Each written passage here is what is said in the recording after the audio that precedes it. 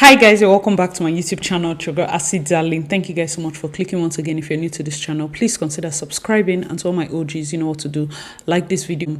Today's video is a very sad one, and it's about a Ghanaian man that was killed at his workplace just 1 week after starting the job.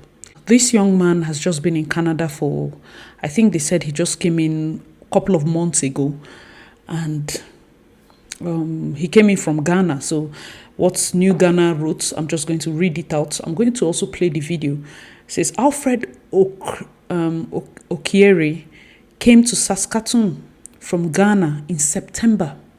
We are in January. He plans to build a better life. The international student was killed 1 week into his part-time job at DSI Underground Canada, a mining supply company, on Monday.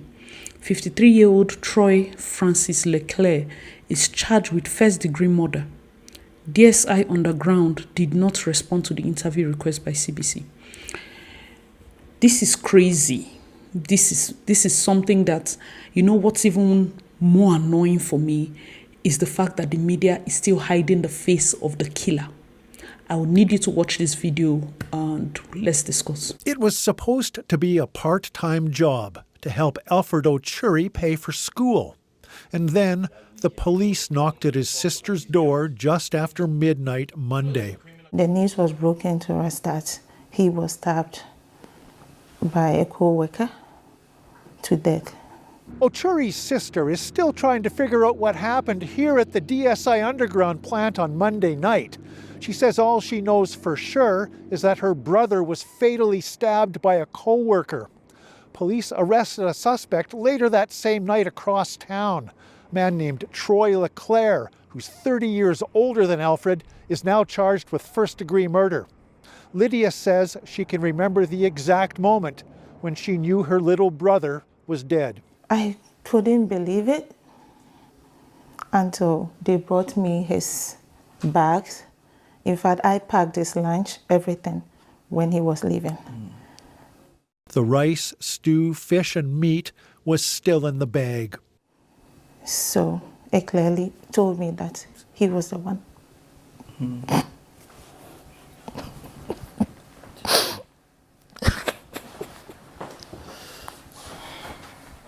Alfred Ochuri moved to Saskatoon from Ghana 4 months ago.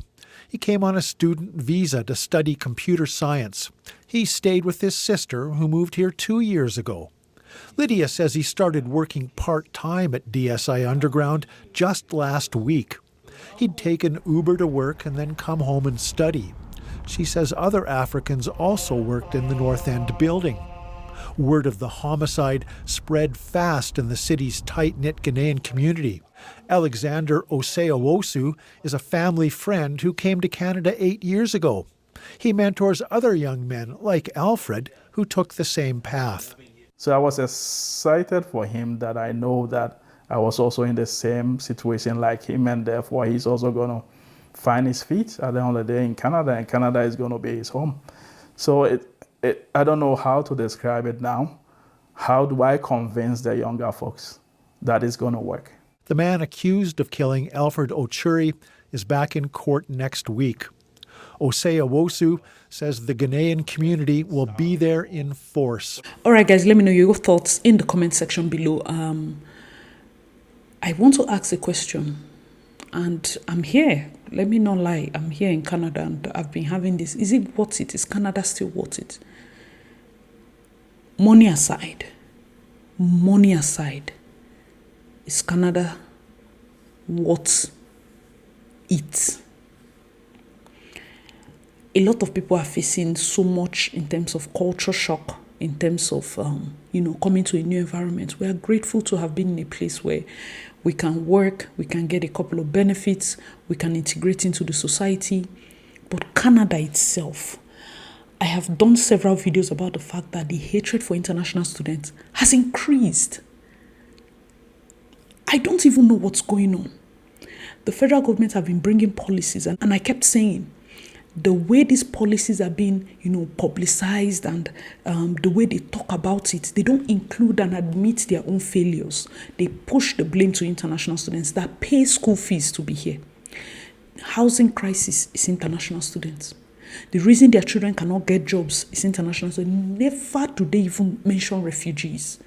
Always international students. It has become so bad that it almost seems like you're walking around with a target on your back. And this now spills into every other person because they just, before they will even know, maybe let them just ask and find out you're an international student. Let them just ask like, there's something in the air. There's just been something, and I kept doing different videos and saying these policies are going to turn around and bite us. We, the people that are bringing so much money into the system, paying for these schools. Yes, there are bad eggs here and there, but it just seemed so targeted. There was a video a lady just shared on TikTok, or I think I saw it on Instagram. I'm going to add it. Everybody keeps asking the same question. Why do people hate international students? Even more than refugees. They hate the people that are legal, that came in through some of them were denied 3-4 times. They kept applying, showed their papers, showed proof of fund, family ties. The amount of documents international students have to show only to come here and be greeted by a very hostile setup. Yes, there are a couple of places where people get nice, reception and the rest of them, but it's not like before. There has always been racism, let's not lie. It is worse in Canada than in US. Because US, they have, of course, the Black Americans and all of that. People that you can look and say, okay, I'm an American, fool. But here, there's always this, where exactly are you from? Or where are you really from? There's just this thing. And then you have, my thoughts and prayers to his family, because at this point, there's really nothing we can say that would compensate.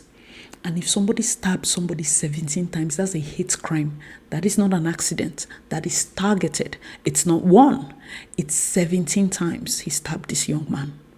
He made sure that he lost his life. That person does not deserve a slap on the wrist. I will not stay here and say I trust the Canadian judiciary system. I would not say here that I would trust that person will get life. This case might never be reported again on national, openly. A young man was standing at the bus stop, was it last year? He had just come into Canada for 3 months. He was shot. Till today, I don't know if they've caught the killers. He was shot. A country that they said, you tell your children there's camera everywhere. The police would... I'm going to be giving you some tips, especially for those of you that have young boys that are coming. The world is wicked. The world is wicked. People are going to have different ideologies. As somebody that have been encouraging young boys to even go into the trades and learn the trades is a heavily, most of these blue-collar jobs that have heavy white presence. There's a certain tact that is needed to, live with or around them. If you feel threatened at any point, I know that bills have to be paid, money has to be made. Count your days and leave that place. Because this is the, extreme circumstance. But in other circumstances, people have reported that they've been framed at their places of work. Maybe because somebody doesn't like you, they gather people and they frame an innocent person. Dent your record, stain your record. If been that kind of things, work tips. The situation of things in your family, keep it to yourself. Best case, don't go and report that you have never seen food. Some people, the way when you show up in Canada or you show up in any of the Western countries, even in front of foreigners, you get as they talk. You bash your country, you get as you go just everything, anything, God forbid that place. Even if they want to say, oh, you see something, a basic thing, you be like, wow, they like that for Nigeria. Shh. Think it's poverty Olympics. Shh. Don't talk. You get questions, then we then go, they ask you, we be like probing question. Shh.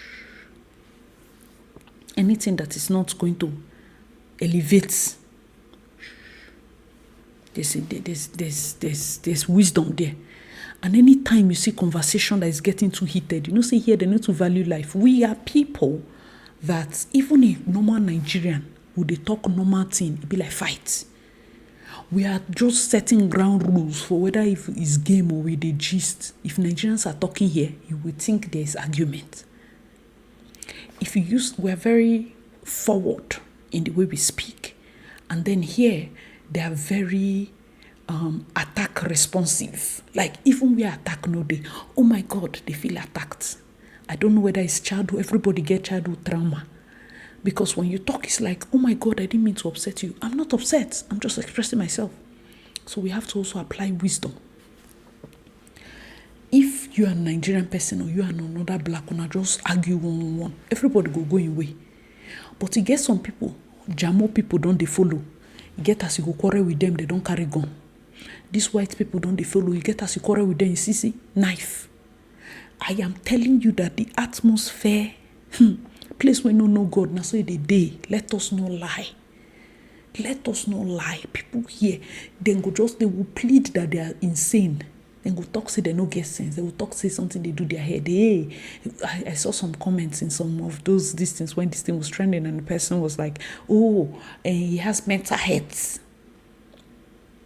Back. Judge will say, let us put him in an institution. A wicked killer. His lawyer can act that he was acting under the influence of something. He has mental health. He has been working in mine for so long. He has been a good citizen. He has never killed chicken before. This is just something that maybe one drug that the doctor gave him reacted to his brain. He started saying things. He mistakenly killed you go frame this thing because we do not even have a picture of the Troy Francis Leclerc. There is no picture of him. I have not seen a picture of him. If he's a black man, picture won't come out since. Our boys, our men, people are coming to Canada. Be very careful of these people. Tell your boys to be very careful of them. Be very careful of their daughters. Be very careful. They need this one, they need to talk them 2 times. If you get it, you get it. Don't get it, it's not my business. As long as you know they related, I'm not going to talk and pass 2 times. Be very careful. Then they set people up. Good ones they, but we cannot continue to use our own people to do testing the mic. I speak and I ask that the Ghanaians in Canada have to stand up. They did a lot, especially when the first guy lost his life. They should insist that the documents of this guy, this person, his face should be released. And this is happening in Saskatoon. A seemingly quiet place, a seemingly calm place. There's been a Nigerian that even said he was supposed to take over shift from him and he just heard he was killed. Somebody wrote there, the poor student was killed by his employer over an argument. Stay away from rural areas in Canada and US. Those places are full of white nationalists. If you get accepted to a school, make sure it's in the city. The place this happened is so isolated, they don't like different people there. Somebody also commented, Canada has a big issue with racism in the workplace. Happens a lot. That is why for me, I've always said that it's very important that you have a very high self-esteem before you come here. And if you have children here, you have to work on their self-esteem. You have to work. I don't care all the things you're telling yourself about how, oh, it's good, is this, is that. You have to work. I'm not going to teach you how to raise your pikin, but work on their self-esteem. It will save them. For me, it's almost like my biggest fear is ever a time that this boy that I suffered to carry here will now wake up and be giving me black in Canada background. Oh, the sufferings of the black in Canada. Jesus Christ. No. That's my biggest fear. That you have stayed in a place where you now wear that cloak for so long. That's why it's important for me. It's important, like, I don't know, for others, it's important for me to always go back home. I can know my rights. I know myself, reach my village. I know where I'm from. I know where I'm from. Even as somebody from the south, from one of the minority tribes, I never feel second place. Are you dense? No. That's the mind I have. And then being a Christian, knowing I have the mind of Christ. But it's important that we continuously put that into our children, imbibe. It will shock you because you feel that, racism is only in the US. The US are already used to seeing black people. Yes, they are racist towards people, especially when they start acting ratchet. Even the blacks are racist towards white because they say all sorts of crazy things. Racism there goes both ways. Everybody, they give each other gbasgbos. But here, they hide it behind smiles.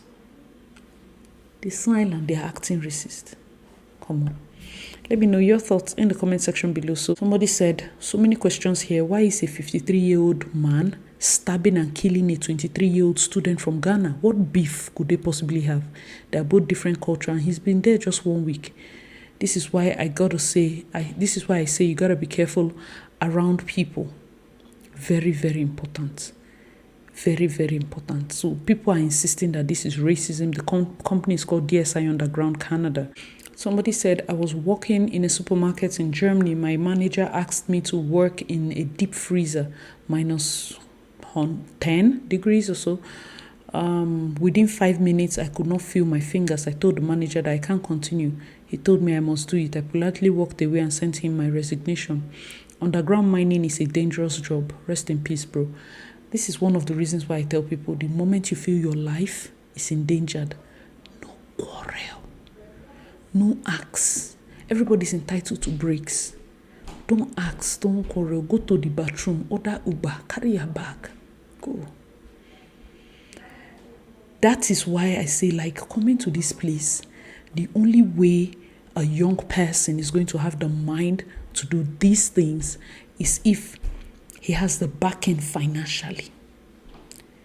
I know that many people are coming here to better their life, better their family, but the burden sometimes on our young people is too much.